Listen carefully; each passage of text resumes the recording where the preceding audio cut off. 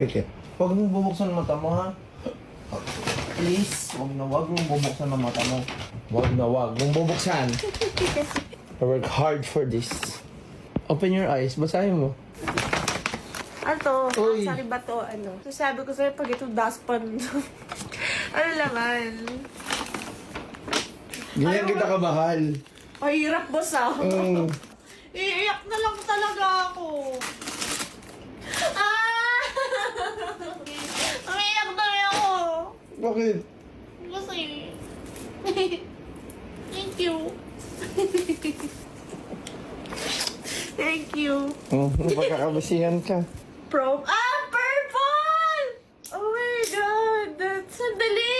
Wait! Nabuksan mo na. Iyak na ako lalo pagbukas niya wala talagang laman. Eh, ni-eme mo ko. Laman eh.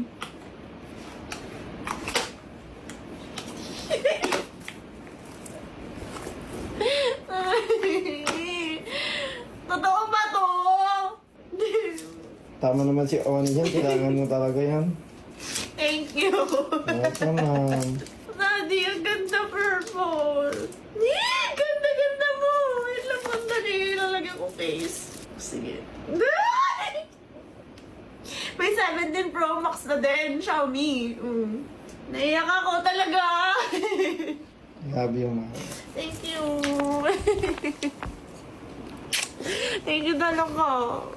Sa totoo lang, overwhelmed ako sa emotions. Pero, it felt unreal. Kasi alam mo yung pag nasanay ka sa isang bagay na hindi naman ginagawa para sa'yo. Parang pag all of a sudden, bigla siyang ginawa. Parang kine-question mo yung realidad mo. Like, is this even real? Is this happening talaga? Parang, oh my God, what's the catch? Parang ganun yung pakiramdam ko. But also, masaya ako deep inside. Sobra. Kasi like, sa haba-haba ng taon na magkasama kaming dalawa, parang, oh my God, it took you a decade. Parang gano'n. Pero syempre, at least, I see that there is hope. And one step forward kami for the better.